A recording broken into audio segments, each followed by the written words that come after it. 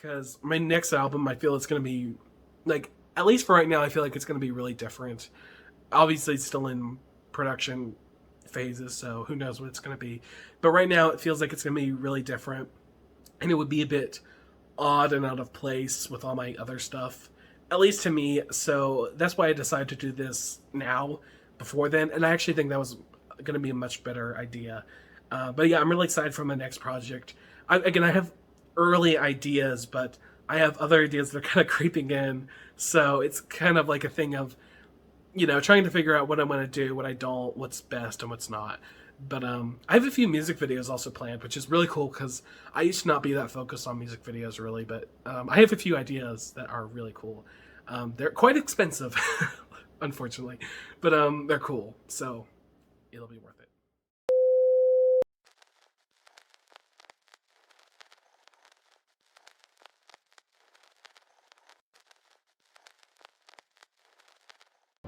Hey guys, this is Sam Willand, and this is my message. This is a new special on my upcoming album called Messages. I'm so excited for this. I cannot wait for you guys to hear the album, which comes out the end of this month. In this special, I will be talking about the new album, a little bit of stuff about it. I don't want to spoil too much, but I did want to release something to kind of, celebrate this and make it, as special as I can. So I hope you will enjoy, and yeah, make sure to stream the album when it comes out. I think the biggest thing that makes Messages different from my last two projects, especially compared to my last two projects, was with this album I felt like I had a chip on my shoulder. I haven't felt that way since Heart Revolution. I just felt like I had something to prove, really to myself more than anyone, that I could make another project that was just as special and something that I was really proud of. And I wanted Messages to be another mark, like another milestone in my music. I know that sounds kind of corny, but it's true. I wanted this album to be a statement album, especially compared to my last two. I wanted this album and the songs to be a statement, like this is something different, this is something new and exciting, and I've worked really hard on it, and for me it's really paid off. I'm really, really proud of this new project, and I really hope that people who listen feel the same. Back in 2021 with Heart Revolution, I had just released an album that I was really unhappy with. That was Breakthrough, and I was almost embarrassed by, and it made me realize how important it was to not only take time with the project, but also make it that not only other people could enjoy it, but also I could enjoy it, because even I could enjoy that previous album. So with Heart Revolution, I did have a chip on my shoulder, and I felt motivated more than anything to make something that meant a lot to me and was special, and that, would last throughout my projects. And I did succeed in that mission, and I'm very happy with that. But that also made it very hard, because it was really difficult to follow up that project, because there was a lot for me to live up to. And with Freelance, I was very inspired by the music of Bobby Orlando and very early 1980s electronic music, like stuff with the Flirts and Divine, the drag queen, and early stuff from Stargate and Waterman, Kraftwerk, so many of that type of music. And that project was very special.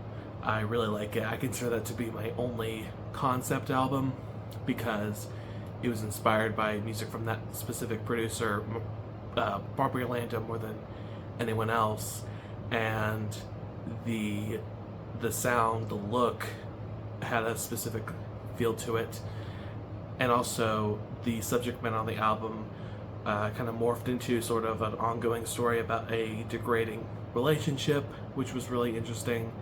Of course, there was two tracks that kind of differed from that. That was Another Way, which I wrote about the Ukraine-Russia war, which meant a lot to me, because I know people who live in Ukraine who are like a second family to me. And then the song that was produced by Lee DeLucas, which was Go On Then, which was about dealing with inner conflict and insecurity. But besides those two songs, the whole album had that concept to it. With Freelance, though, that project was very difficult for me. It was very hard. I found it very difficult to record vocals for the album. Not only was I feeling very insecure at the time, which is funny because I may go on then, which was me preaching against that, but I wasn't really practicing when I preached with that, and I was feeling very insecure, and a lot of the melodies I was coming up with the album were working, and the production went really smooth, but making melodies and the songwriting, a lot of stuff was needing changed, and it was very difficult. That was easily my most difficult album to work on, so that I feel like that definitely ruined my experience, and I think that's what led to the album era kind of being pretty much a letdown. I didn't even announce the album was out when it did. I did announce a release date, but I didn't even announce the album was out. I totally just left that album and kind of abandoned it, which now I really regret, because I'm actually looking back, I'm really proud of that album, especially some of the stuff like I really like Last Chance and Sooner or Later and Excuses, and I mean all the tracks, even the ones released before like Shoot Your Shot and Go On Then. So that was really sad looking back, but after that I started working on Dream Absence. Well, actually, no, that's not true. I was working on Dream Absence far before that. Work on Dream Absence dates back to even during Heart Revolution. And with Dream Absence, that was originally my intent for that project, was for that to be my statement album. I was going to make that be the direction all my music was going to take. Very instrumental focused, kind of more experimental, 90s, trippy, atmospheric kind of feel to it, and I also had guest vocalists on the album, including Lee DeLugas and My Name is DC and Katie Gregory and Orchid, and I'm very proud of that album. I really like the work I did on it, and I think it was a necessary evolvement for me, and it was trying something new, because I've always liked instrumental music. The album was really inspired by people like BT, who's I consider to be one of the greatest electronic music producers, and Lone, and a lot of video game music too, and soundtracks from movies and stuff. Also a lot of compilation albums on Bandcamp. There's a lot of indie compilations of drum and bass music, trip hop, electronica, and I really enjoyed working on Dream Absence. That was a very freeing album, but unfortunately that era also kind of took a left turn. It started off really strong with the Force Field music video, but it kind of, after some of the songs were released, it kind of died out a bit, and that was definitely because of a lot of personal stuff that was going on in my life at the moment, and a lot of stuff was changing. That end of year was really weird, 2022 going into 2023, and it was very difficult, which led to that album rollout being very weird. And I'm really, I didn't feel fully satisfied, not only with how that project ended, but also Freelance. So I had two projects that, although I'm really proud of them as albums, I feel like the rollout and how the eras went was really unsatisfying, and I felt very unfulfilled.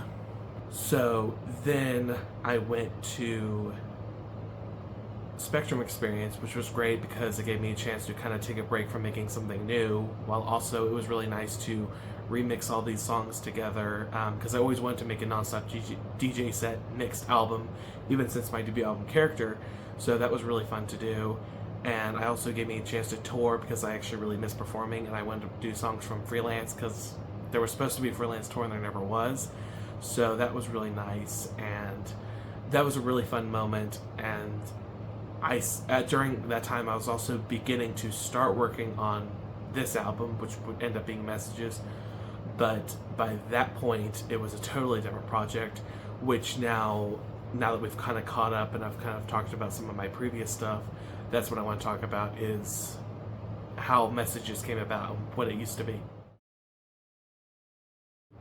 So production for Messages started really in April. Actually, yeah, April 1st, which was my birthday. I know I was born on April Fool's Day. But the same day I released the remix of Deep Within, the hardcore remix. That was kind of like my way of ending the era.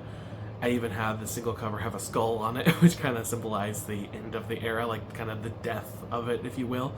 And that was the start of what would be my 6th album. At that time, it was going to be called something totally different. It had a totally different album cover, and it was going to be very personal, easily my most personal project. And that's when I developed The Thing Is I Don't Care Anymore, which has now been the lead single. I produced that song on my birthday, and I had just spent time with my parents on my birthday, and me and my dad are both very fond fans of the Pet Shop Boys, and I didn't have a Pet Shop Boys themed birthday, but in a weird way, after we went out to go eat, me and my dad spent some time together, which was really nice, and we watched some music videos of Pet Shop Boys and interviews, and we talked about their music a lot, and that kind of inspired me in a way. I was like, I really want to produce something kind of Pet Shop Boys inspired, and I kind of goofing around, and I actually ended up accidentally creating one of my favorite things I've ever made, which was The Thing Is I Don't Care Anymore. I had the title already came up with and a kind of song idea, and it was one of those nice moments where everything really fell into place really easily. Like, the production just flowed, like it felt so natural, like everything in it.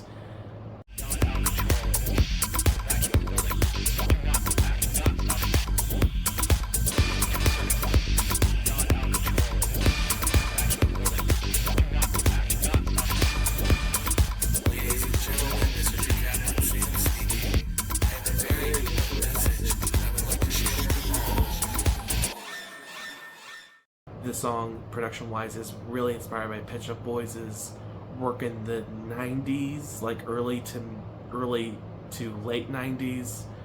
Their work, because there's a lot of those weird elements, there's a lot of cinematic elements to it, which I know Pet Shop Boys really enjoy. There's also a lot of disco elements, like the synth bass to me is very disco, has a very distinct disco percussion to it. It also has a lot of like airy, almost icy kind of trance elements to it. Like the pads are, to me, really cold and almost nostalgic in a way. There's this kind of washed out feel to them, and there's some of these weird kind of industrial sounds and horror elements, like the voice and all the horror like strings, like the sound from like the Psycho movie, and it all just came together, and I was really excited about it. And I wrote a lot of lyrics that same day, and I actually wrote 2 versions of the song, and the end of the finished project, which you've heard as the lead single, is a kind of a mishmash of the 2 different versions that I wrote. There's elements from both that I wrote, like the chorus. A lot of elements from the chorus were from the second version, but a lot of the versions from the verses were from the first and second version, so it was kind of like a Frankenstein of the 2 versions. I picked up pretty much my favorite parts of both writing, and I actually really like that because I think it ended up in a really good product, at least to me. I'm really proud of the songwriting on The Thing Is I Don't Care Anymore, and I also really like the vocals that I did. I'm actually pretty happy with them. I was really actually scared to do vocals on the song. Not only was it my first time singing in a long time, you know, because of Dream Absence and everything, because I did vocals on the album, but also because when I can tell when I really like something is when I don't want to do vocals on it, because I'm scared I'm going to ruin it. Like, I feel like I'm not going to enjoy it anymore. So I was really nervous to do vocals for it, but honestly, I'm actually pretty happy with them, especially on the verses. I really like them. There's, of course, in the music video, which I can't remember when I developed the concept for the music video. I can't remember how. I know it was afterwards. I don't remember how soon after, but very soon, though, I did develop the concept in my head. A continuation of Force Field dealing with, you know, the son of David Kowalski, and he has this fear for his dad, and his mother and David's wife is very emotionless, does not care, and, you know, is done with puppets, because I'm a huge fan of Jim Henson. I mean, I had elements of the Dark Crystal and the Spectrum Experience tour, but I'm a huge fan of Jim Henson and puppetry, and also it does add a creepy vibe to the music video, you know, with puppets. And then the killer, who is revealed at the end of the music video to be the doctor from the Force Field music video, and he's coming to kill them, and he gets the mom, and he attacks the son, which is Tom Kowalski, and it was going to be very cinematic and dark, a little creepy, but I did want to add some humor to it to help lighten the mood. And that concept to me seemed very ambitious, way more ambitious than the Force Field one, which I was super proud of. Obviously, I want to do a continuation of it, but this had a lot more filming to do, because a lot of Force Field mainly just had to do the main crux of the Force Field music video was editing, like putting all these random old films and clips together in a coherent way, which matched with the instrumental, which I was really proud of how it came out. But with The Thing Is I Don't Care Anymore, there was some of that. There was scenes from Metropolis, which was I'd say the main film that was used in Force Field, so this was kind of a successor to that. More on that I'll get to in a minute. But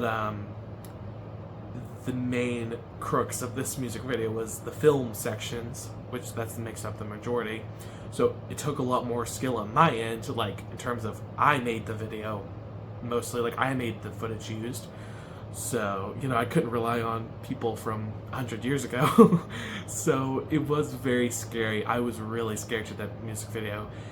And I'm not even gonna lie, if that music video didn't come out the way I liked, this whole album wouldn't even happened. I'm not even kidding, I would have scrapped this whole album. And I know that sounds really extreme, but it's true. That's how much this music video meant to me. The Thing Is I Don't Care Anymore music video is something I feel extremely passionate about. I know that's corny, but it's true. That music video really meant a lot to me. And I put off that video for a long time because I was just so scared to do it, because I was scared to fail. And the video was supposed to come out in October, obviously because it has a very horror theme to it. But that was delayed because I did film stuff in October, but I was not happy with it. It did not look like how I envisioned in my mind. And I was like, I'm not going to half-ass this. You know, if this video comes out, I want it to look exactly how it looks in my head. And I did do that. And I'm really proud of myself, and I'm glad that I had the discipline. Like, I disciplined myself to not half-ass it, to not just rush it out, to, even though I'm excited and I want this music video out and I want the album to come out, if this is done, it's going to be done right. And I'm so happy that I felt that way. I'm so proud of the music video. It's easily the thing I'm most proud of. Honestly, even more than the song itself. I love the song itself, but I'm just so happy with how that music video came out. I feel very creatively satisfied, which is such a good feeling to have. And I don't think I've had that feeling since Heart Revolution, so that was really satisfying. I mean, that's not true. I did have a little bit during Freelance and during my absence, especially with the Force Field music video, but I feel like The Thing Is I Don't Care Anymore video is, to me, so much better than Force Field. I guess I feel maybe more proud of it because I did make the footage for it, so it really is more on me, other than me, you know, using other people's footage. Of course I did, because I used footage from Metropolis, as I said before, which is an iconic film, used a lot in colleges, in film study. I first heard of the movie from YouTube. YouTubers talking about it, but of course they were talking about film history, so, you know, it all goes back to that. Metropolis is such an impressive film. If you haven't just watched the regular movie, I highly recommend it. It's mind-boggling, especially for the time it came out. It's so impressive. And it truly shows that practical effects are honestly so much better than CGI or anything, at least in my opinion. Again, I love puppetry and stuff, but with the Force Field music video, I heavily used scenes. I mean, it's the thumbnail for the video, the scene where Maria is kind of being sort of like the whore of Babylon and using the dance to entrance these men that are just gawking at her in such a primal and visceral, horrific way, and she has them under control. And the scene that's used in The Things I Don't Care Anymore is actually the scene where the doctor is taking Maria and using her body against her will, and even though she fights against it, and she is transformed into this, new version. And so that's why the video ends with the shift from Maria being used against her will to then what happens in Force Field. Now, if you're confused of what that means in the music video, I guess it just means in The Thing Is I Don't Care Anymore, the lore, that video was used in my fictional music video, because I know this is getting really weird right now, but in The Thing Is I Don't Care Anymore, there's obviously like a music video within a music video, because they announced that my song is playing on the TV. And so the scenes from Metropolis are from my music video. They're not actually happening in real life in the universe of my music videos, I guess, if that makes sense, my cinematic universe. Obviously I'm joking. But and the scenes from Metropolis were also used in the video shown to David, which led him to, yeah. I really want Metropolis to be the film used, because not only are the visuals just so impressive and hold up, and also in a weird way to kind of, I guess, educate people, or just, I don't mean that in a like high and mighty way, I don't mean it like that, I just mean like show people this iconic and legendary film, because I feel like when I like something, I like to share it with people and hopefully spread the word, because a lot of people now may not know about it unless maybe they go to college for film studies or watch YouTube like I did. But that's the film I want to use in The Thing Is I Don't Care Anymore, because there's just so much to that film, but also it worked in the storyline, I feel, and it might give some hints to what's going on in the family, because clearly there's something with the mind and the Kowalski family, and I guess we'll figure out what's going on. But as I said, that production started in April. That was the first song made for the album. I know this has been like a long thing, and that started development on the album. It was originally going to be far more moody, far darker, and a lot more experimental. Well, I am experimenting on this new album, but in a different way, which we'll get to. But it was definitely very dark and cloudy, and again, very personal. I wrote about a lot of stuff going on in my life and relationships, and there was one other song from these sessions that was used on the album, which, I guess you guys will hear when it comes out, but I wrote some pretty dark lyrics at the time, really heavy stuff that was really personal, and I took a break, which I posted on social media. I took a break from developing on the album because I had some personal stuff that happened, which at the time was really hard, but actually in the long run was a blessing in disguise. I'm actually really happy that situation happened, because my life is so much better now. Like, I'm so much happier now, but that's another story. But I did take a break from social media, and then when I things actually got pretty resolved pretty quickly with that situation, which was really nice. But I was going to go back to the album, and I found it so hard because it was just so unhappy and negative, and it hurt. I know this sounds corny, but it hurt my heart in a way. Like, it was not a fun album to go back to. And I know other people can do this. Other people can release albums with these really heavy stuff, and they enjoy it. Or maybe they don't even enjoy it, but, they can do it. And it's very therapeutic and cathartic. Writing for what that album was going to be was very therapeutic for me. But after I got it all out of my system, I didn't really want to dwell on it anymore. And so that version of the album does not exist anymore, and unless I decide to revive it later on. But right now, I'm actually very happy that things went that way, because with this album, Messages, I'm just so happier. The mood is way lighter, which I'll get to more in a minute. But I just feel like this is such a better project overall. I mean, there was some really good stuff on that project. There was actually a song that was what I called like a sister song to The Things I Don't Care Anymore, because it had a similar sound, which almost, it took a long time for me not to include that song on the album.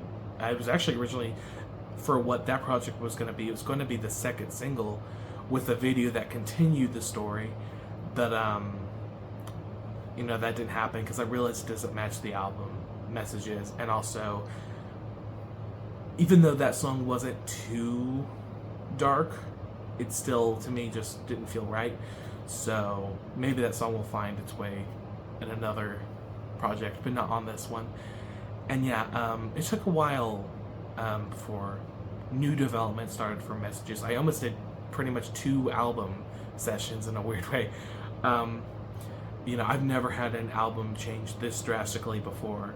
The closest was Breakthrough. Breakthrough went through quite a lot of stages. But even Breakthrough, though, I didn't really have a set goal in mind. Everything was just kind of like a tapestry of all these stuff that just came together. But this project, I had a clear set vision that then I took a hard left on and did something totally different. And I've never done that before, ever. So that makes Messages really different, but I'm so happy it did. I think everything really fell to place really nicely with this album. So yeah, like I said, I don't know the exact timeline. Like, I actually don't even remember when the production took a change. But I know it had to do with Kylie's upcoming album. Yes, I'm going to talk about Kylie Minogue. Usual me, Sam Willand. But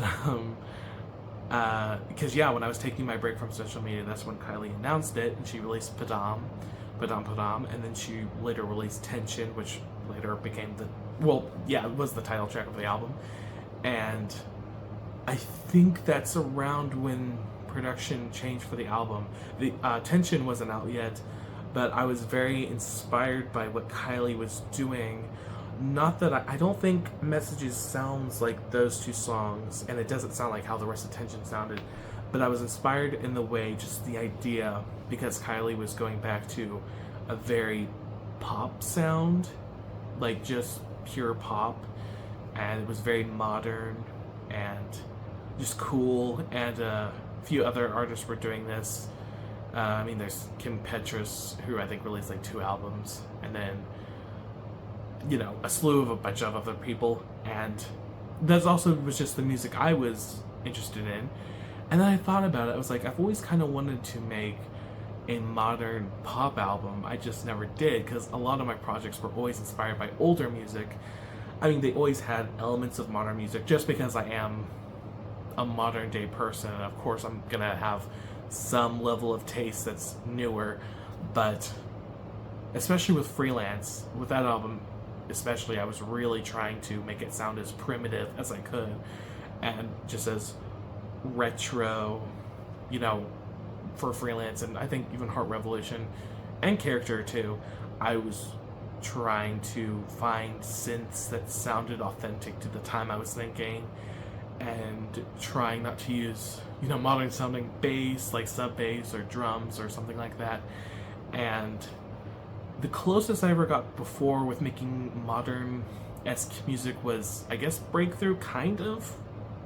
Breakthrough's kind of its own thing. And then I would also say Deep Within from Dream Absence, which featured the amazing My Name is DC. So that's like the closest I got.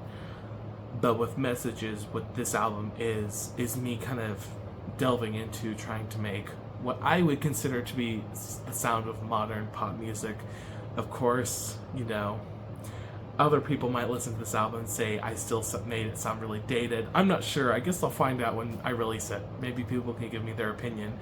But to me, when I was producing this album, this is what I think sounds very modern, at least for the past so many years. I might be off by a bit, but to me, that's what this sounds like. It sounds very contemporary, and pure pop. I was trying not to, delve too hard into specific genres. Of course, there is The Thing Is I Don't Care Anymore, which, like I said before, that was really inspired by Pet Shop Boys and disco, techno, that kind of stuff from like the 90s. But that song I just was including no matter what, because I love that song so much, and to me that was a statement song. So I wanted that. And there's a few other left turns on the album, just to give it peaks and valleys, because I feel like that's what it needs, because I don't want to make the album too samey. But yeah, there's one in particular surprise in the album I'm not going to talk about in this video, but there's a surprise in the album that people would not expect from me. I didn't even expect from myself. It was actually quite a late addition, but I'm actually happy it's on the album. But that's all I'll say on that for right now. But yeah, I'll go over some tracks in a bit, but just to give the overall general feel, if people have listened to the singles, I would definitely say that this album overall has the sound of Afterburn, which I will talk about here in a bit. But that song is really that song is a good representation of how the rest of the album sounds, and I thought that was a really good pick for second single, because, I made my statement with The Things I Don't Care Anymore, but then my next statement was Afterburn, which is, this is how the rest of the album truly sounds. And I've gotten a lot of positive feedback on Afterburn, and that makes me very happy, especially considering that's how the rest of the album sounds, because if people were like, wow, like, we really like The Thing Is, but we hate Afterburn, I would have been like, well, too bad, because that's how the rest of the album sounds. But that's not how it went. People, actually, it was the other way. I mean, people did really like The Thing Is, but I feel like a lot of that attention was actually more so on the music video, whereas now, like, I feel like things have been really positive with Afterburn, which I feel like I should talk about, because it's been this long and I haven't talked about it yet.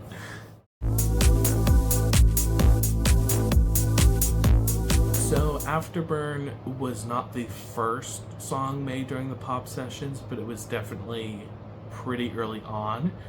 Like I said, I was definitely deciding I wanted to go in a modern pop direction, and to me, one of the most, like, staple things of modern music is those Vox samples. If you don't know what Vox samples is, this is what it is.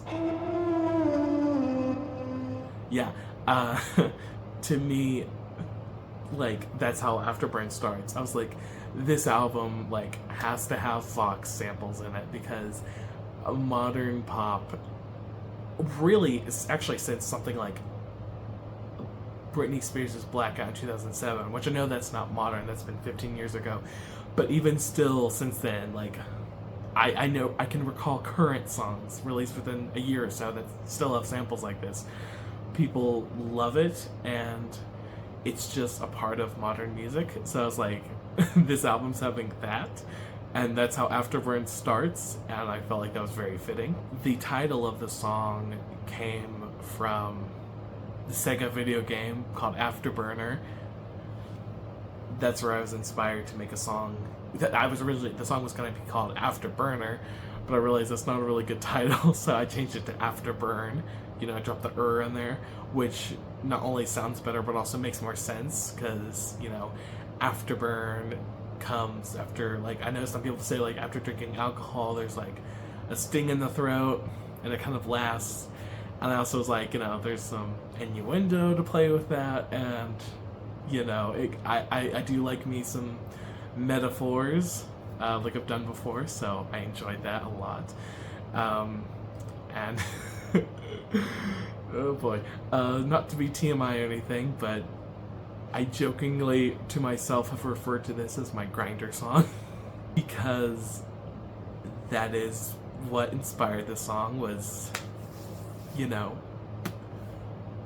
I'll just say experiences that I've had. Actually, I could even say messages as, like, grinder album. Obviously not all the way through, but, like, I've definitely grown as a person and changed and grown up a lot and entered the adult world, if you will.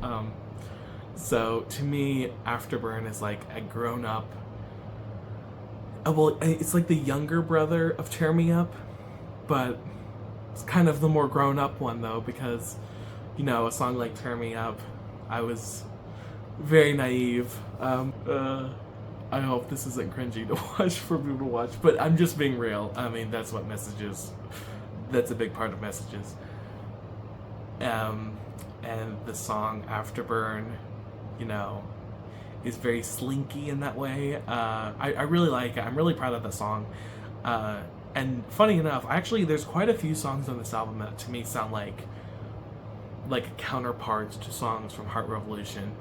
Like Afterburn to me is the counterpart, the Messages counterpart to Tear Me Up, whereas Tear Me Up was a very, raunchy song, about a kind of rigorous love, but it, was in that, 80s high energy style from Heart Revolution. This is Afterburn's very modern pops kind of sounding song.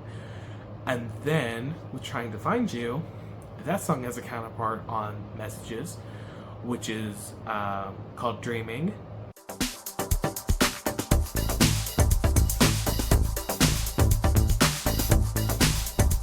Which I really like. I'm considering releasing it as a single because Dreaming has a very, dreamy, but also very disco pop, kind of like, I don't know how to describe it. Like, pop really is actually the way I describe it. Like, I mean, almost like literal pop, like almost like a popping sound to it. Like, this kind of even has like a cowbell kind of sound to it. Not that it has cowbell in it, but it kind of has that kind of popping sound to it. That's, it's sort of back and forth and kind of lucid. And I really like the sound of it. I really like some of the lyrics I wrote on that song. That song's one of my favorites on the album. It's one of the first tracks on the track list, or songs on the track list. I really like that one a lot. Dreaming's one of my favorites, for sure.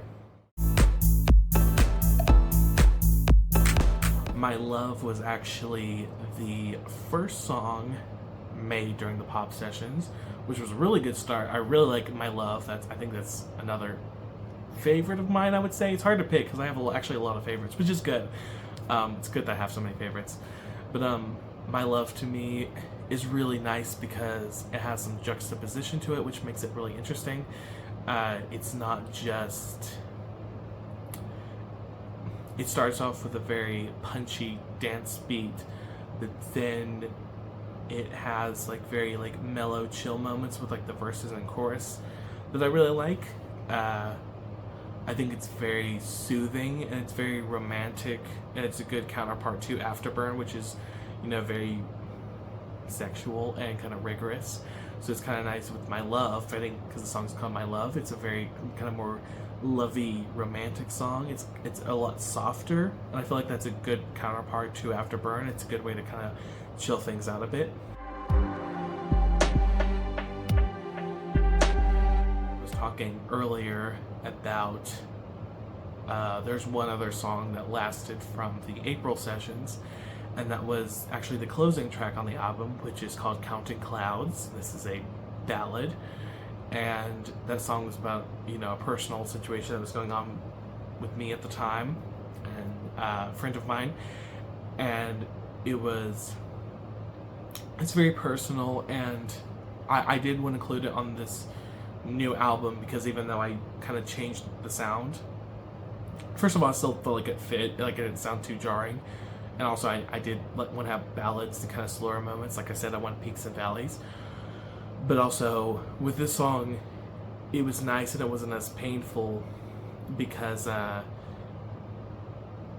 that situation has since been resolved in a really nice way and has strengthened, and so I can look back at the song with a bit of perspective and be like, at least I'm not in this situation anymore. I can actually look back at it with not fondness, I guess happiness, just that situation happened and it needed to happen, but it's not true anymore.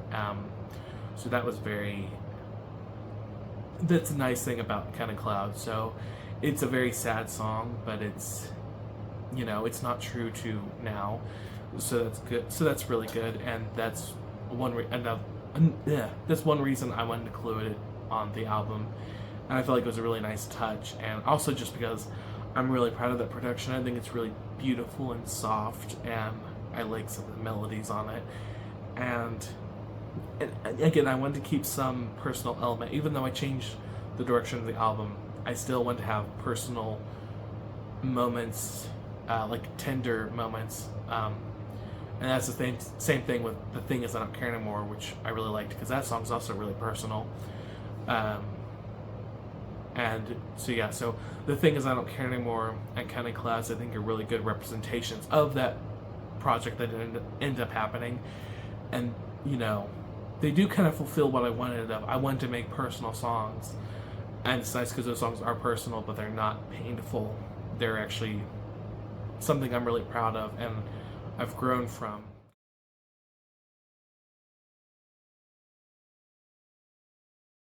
Tone wise, so yeah, what would I call Messages? I would call it. I would still call this a dark album, because I feel like almost every artist has like either a dark album or a light album. I feel like this album is definitely darker than my previous album, Dream Absence. Dream Absence was definitely a light album. I feel like even though the music video Force Field was very dark, that kind of aside, the whole sound of the album to me is very light and airy and breezy. And I mean, literally the first track on the album was Eternal Light, which featured, the iconic, amazing Katie Gregory, who I hear is working on new stuff, so make sure you check that out. But yeah, so Dream Absence was definitely a light album, so I feel like I did want to make a dark album to kind of offset that. But Messages is, I would say, much lighter than Freelance, which I would call my last dark album. That album definitely has a much more dark, foreboding kind of sound to it. I would say the album's darker than Messages. Messages is actually a really nice medium in between the two, which I actually really like. Actually, that's one thing I really like most about Messages, is that it has a really nice blend to it. I would say it's an overall dark album. It does have a dark sound to it, like, because especially with The Thing Is I Don't Care Anymore and Afterburn have a darkness to them, but there is a lightness to them too, and to other songs on the album that I think give a really nice contrast. I feel like this is a really fully realized project. It has a lot of, like I said, peaks and valleys to it, and I'm really, really proud of that. I think this is easily my favorite project I've made. I think it's the strongest. I'm just so happy with it. With vocals, like I said, with Things Like Cranmore, I was really nervous too, because this was my first time doing it since Freelance. It was actually quite a while since I recorded vocals. I was like, I almost, not even gonna lie, I feel like I was like back at square one, like back at character level. Like, even though I will be the first to criticize my vocals, I know I'm not that good a singer. People might think I'm delusional or something, but I'm not. I know I'm not. I just make music for the fun of it. But I do feel like, though, with Heart Revolution and Freelance, I had grown a bit. Obviously the more you do anything, you'll get better. And I do think I strengthened a little bit. At least I became more comfortable with it. And so it was kind of hard because, even though I recorded demos for the people who featured on Dream Absence, but obviously those were like rough demos. Those weren't meant to be released to the public, so they weren't really like, polished or anything. They were very rough, very, very rough. They were just guidelines, pretty much. So, yeah, with Messages, I was really scared. I was like, I feel like I'm back at square one, like with character. Like, I was really worried. With The Thing Is, when I recorded that was the first song I recorded vocals for. That one actually went pretty smoothly. Again, I'm actually really happy with my vocals on the verses. I really like. I don't know why, but I do. And also another thing that's really helped with vocals on this album is I've learned a new technique. I don't know if people have noticed, but I feel like it's apparent with The Thing Is and Afterburn. I have a new way that I do vocal layering and doubling and echo and that kind of stuff. I actually really like it. I'm really happy with this because I feel like back then I kind of overcompensated and put too much reverb, especially with something like Go On Then. Even though I love that song, with that song I put way too much reverb on my voice and you can hardly hear what I'm saying. I even also did this on Dream Absence with Lee and Katie's vocals. Not that obviously it wasn't their fault. It wasn't their fault. I did the vocal production, so that was on me. I added too much reverb, and yeah, which it is good to add reverb because if you don't want your vocals to be totally dry, but if you add too much, it sounds like you're singing from a cave. With this album, I'm really happy. I think I've kind of struck a balance of making it apparent, but not too much. I don't know, maybe people didn't even notice, but I'm doing actually a new technique that literally started with, the thing is, like, I've used this technique since. There's a few songs that use a different technique, like Dreaming uses a different technique, which people will hear. But I really like it. I think this is my best in terms of vocal production, easily. This is really, really good. I'm really happy with it. The album cover, yes. This is something I do need to talk about. So, first of all, I would like to give an apology to Orchid, who featured on Dream Absence on the track Part of the World. But I would like to say sorry to them because I told them that they were going to do the album cover for my next album, and I ended up didn't. And I would like to apologize to them. I know I changed that on you, but the reason does not have to do with them as an artist. I love their work. I still want to work with them on a future project. I would love to, because they work with DC a lot and they do really good work with DC. The issue was that my vision totally changed,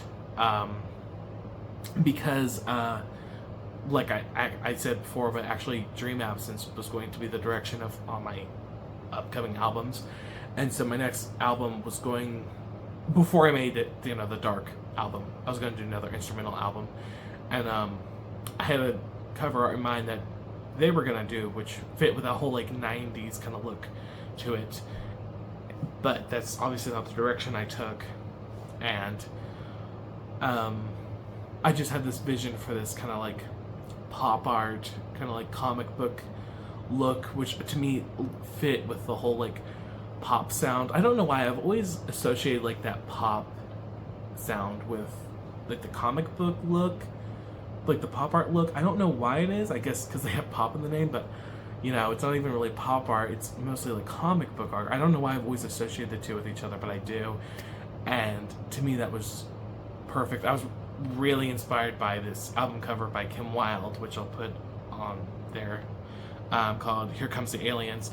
Even though that was kind of a different aesthetic too. That was like based on 1960s, I'm gonna say, like monster movies.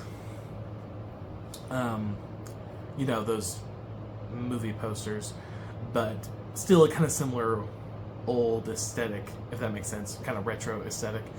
And so I do want to apologize to Orchid, but that's the reason why it changed. It doesn't have to do with them as an artist. Again, I love their work so much. It just had to do with my vision, and I did have to. I'm the artist, and this is my album. I had to put what I wanted first. I know that sounds selfish, but it's just true. That's just what I want. My vision for the album changed, and yeah. But highest respect to Orchid. They're an amazing person, and I love their art, and they do amazing.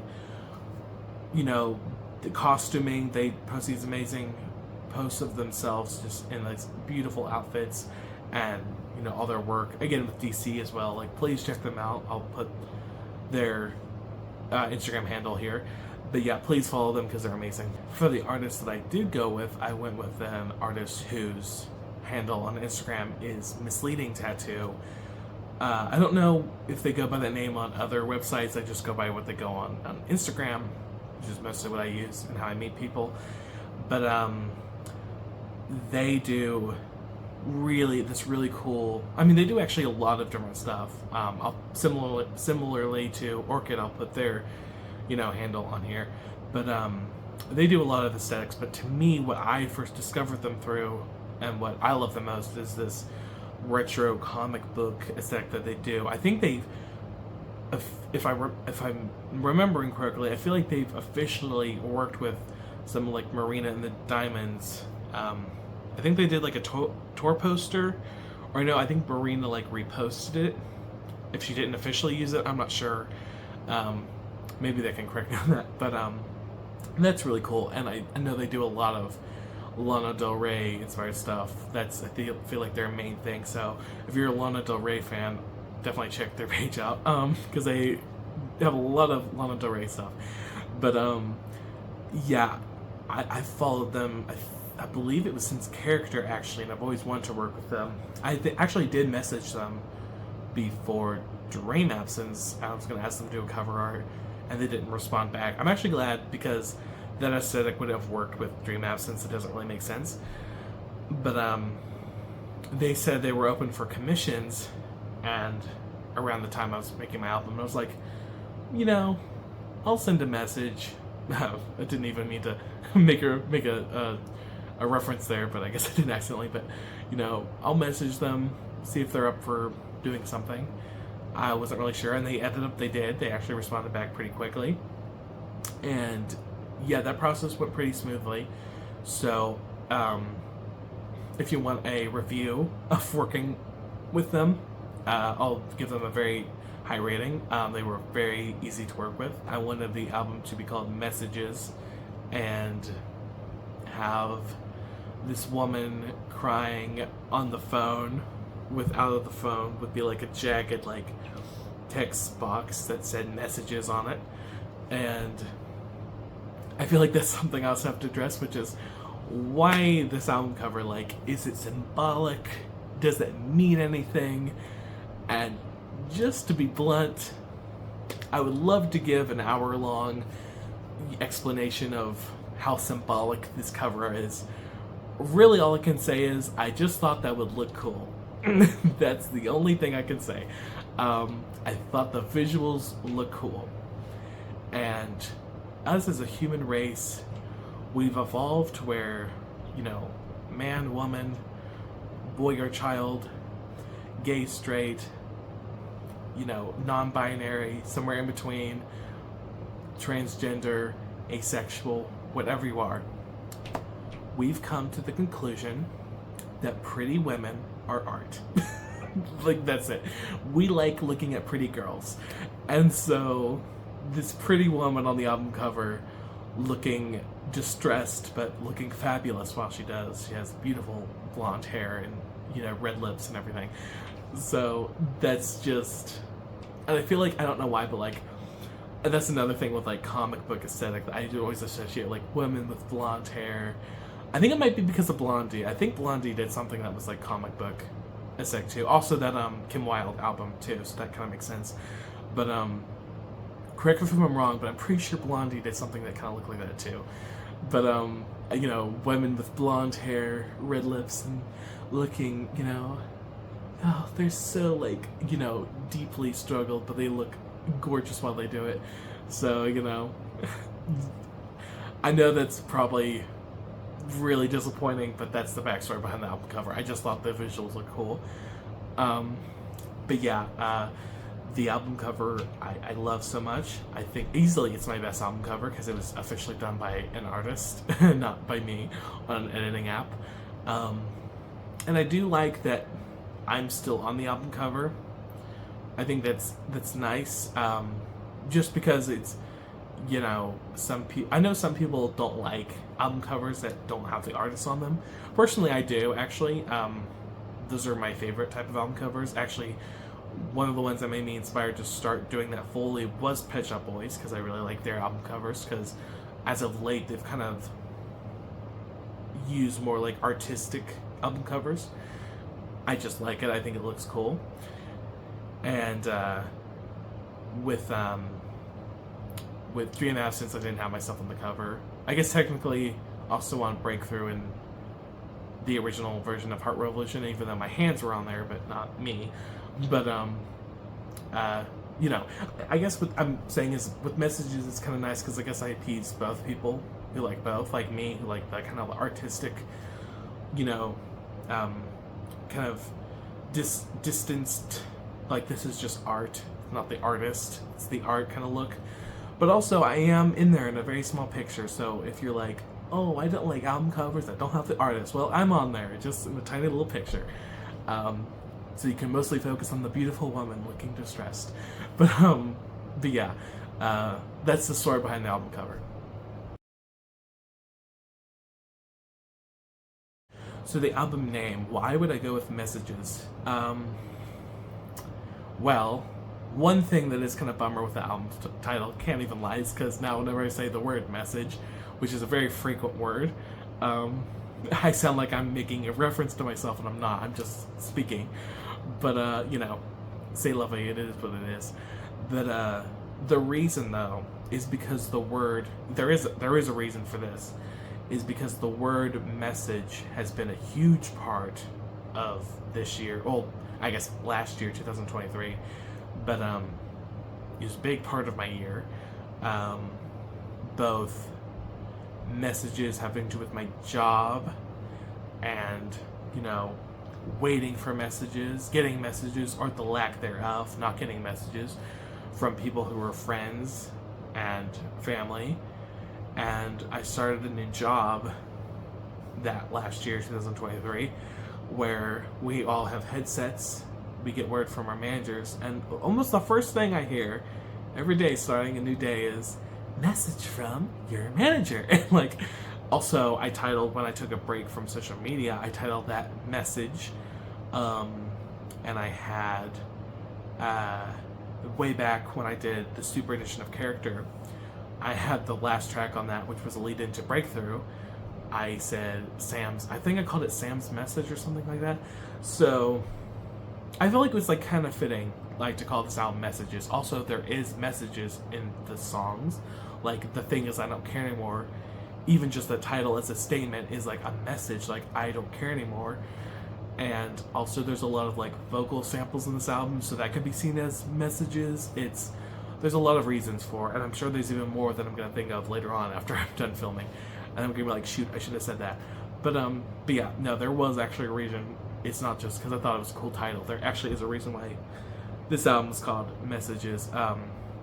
It does have a lot of meaning to me, and I really like the album title. And, you know, even though I joked, you know, it kind of stinks because now every time I say the word message, I sound like I'm making a reference. But, you know, genuinely, though, I'm actually really happy with this album title, and I feel like it fits with the album. And also, you know, I did afterwards put in some little hints at it. Like I say, and the thing is, I don't care anymore. I say, ladies and gentlemen, this is your Captain Sam speaking. I have a very important message that I would like to share with you all. And also, I don't know if people noticed, but in the Thing Is music video, the channel, the TV channel, is called the MSG channel, which obviously is like, you know, abbreviated for message. So that was kind of a nice Easter egg. I don't know if people noticed that, but I thought that was kind of a cute little Easter egg in there. But yeah, that's kind of the story behind the album cover and the album title.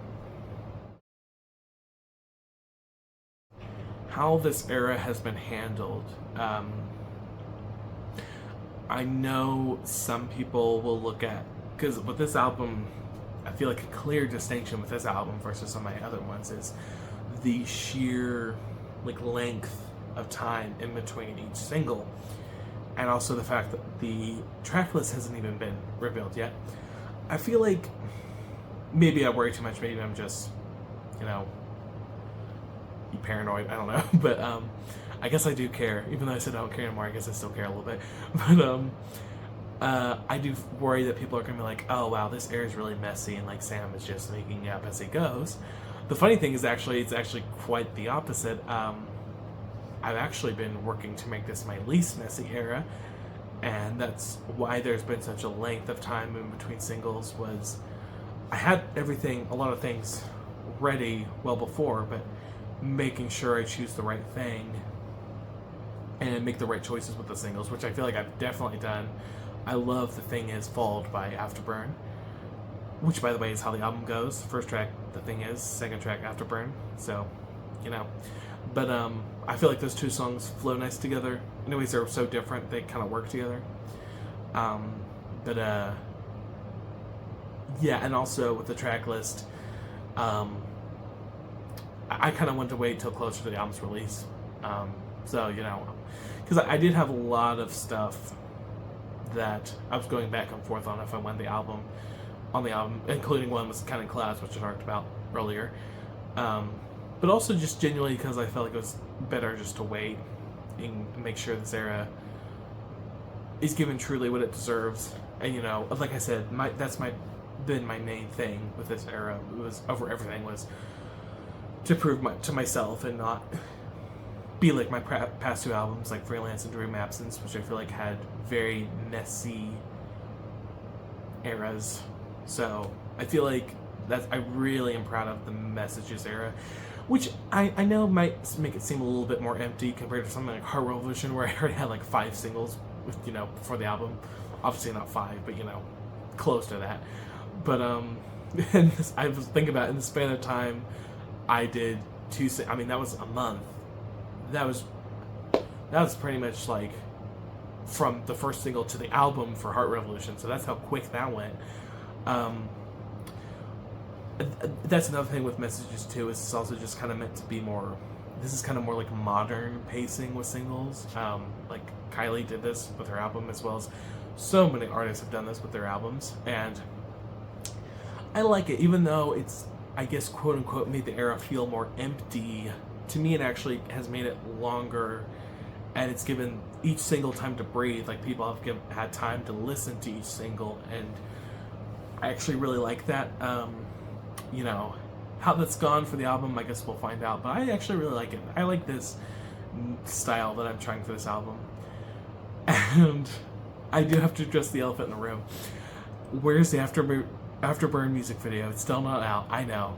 I will say that's the one messy thing with this era.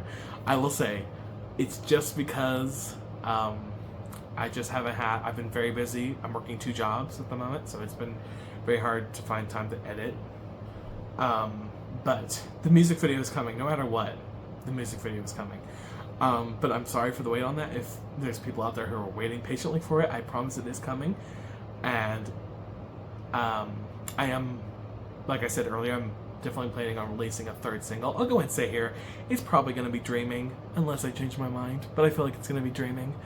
But before the 3rd single, which again probably will be Dreaming, before that, I'm definitely going to release a music video for Afterburn, because it'd be very messy of me to release a new single, then have the Afterburn music video afterwards. That would be very strange. So, like I said, I don't want this era to be messy, so I'm working on that, so look forward to that. But yeah, I really like, though, this Messages era. I really like it, and I hope other people like it too. Yeah, I've gotten some positive feedback, which makes me really happy, so that's good. Yeah, as usual, like I did with Heart Revolution and Spectrum Experience, same day of an album announcement, or close after I announced the tour. So yes, I will be doing a similar social media, like I've done past albums. I'll be doing a social media tour for Messages, the Message tour. And as I said in my post, this is the most unpredictable show. And yeah, there's early versions of the set list. I am opening to changing it because it's going to be so long until it happens. Probably summer of this year, maybe somewhere around there. Maybe earlier if I can get an opening. But definitely after the album, though. Either way, I'm planning on sticking with that, with the set list. And by that I mean, if people don't know what that means, although I love the Spectrum Experience show, that's one of my favorites I've done. That's honestly one of my favorite set lists. I really love the set list as a whole. But that's one thing I feel like my set list has been kind of the same since the Heart Revolution show. I feel like they've kind of, I mean, obviously, there was the addition of Freelance with the Spectrum Experience tour, but even besides that, I feel like some of the choices are a little obvious. So there's some songs that people are like, yeah, of course I'm going to do that one. So that's what I'm excited for when people see the Messages tour. Is there's some ones that are kind of left field. Some I've never even performed before, So I'm really excited for that. There's some songs that are getting their time to shine, and they didn't get the time to shine in their original heyday, if you will. So I'm really excited for that. Of course, so the main focus will be my new album. Trust will be dealt with. Shout out to if anyone gets that reference. But sorry, I'm kind of going on a rabbit hole right now. But yeah, the main crux of the show is going to focus on the Messages album, because I'm so freaking excited to perform these songs. You guys have no idea. I cannot wait to do Afterburn or The Thing Is or more songs from this album for the first time. I'm so excited. I love this album so much, and it's a really good feeling. Alright, this has gone on long enough. So this is my message. This is just a quick little... I know this has been kind of messy, but I've really enjoyed doing this. But yeah, I hope you all enjoy. I hope you all are looking forward to Messages, my new album, coming out January 31st, so the end of this month. I cannot wait. I'm so excited for this album. I hope you guys are too. And I believe that's all there is to say. There's merch out, which I did a video on my Linktree, so link to that in my description, my Instagram description. CD is coming too, by the way. I feel like I should have clarified that, but I feel like that was kind of a given. But just in case you didn't know, yes, there will be a Messages CD. Of course, I mean, with that awesome album cover, again done by Misleading Tattoo, of course there will be a CD, and I cannot wait for you all to experience this. So yeah, I think that's everything, and I don't want to talk on too long, but I've really enjoyed this so much, so thank you guys so much. And yeah, love ya. Bye.